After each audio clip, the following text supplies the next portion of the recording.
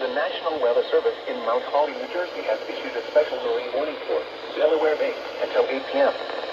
At 6:56 p.m., severe thunderstorms capable of producing waterspouts were located along a line extending from 11 nautical miles southwest of Ballast Beach to near Slaughter Beach to near Rehoboth Beach, moving northeast at 50 knots. Hazard: waterspouts, wind gusts to 40 knots, and large hail. Source: radar. Impact: waterspouts can easily overturn boats and create locally hazardous seas. Small craft could be damaged and briefly higher winds and suddenly higher waves. Large hail could result in structural damage.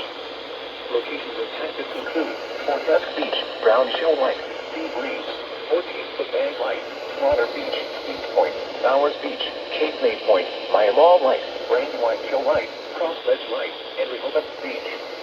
A tornado watch remains in effect until 9 p.m. for central and southern Delaware, southern New Jersey, and adjacent coastal waters. Move to safe harbor until hazardous weather passes.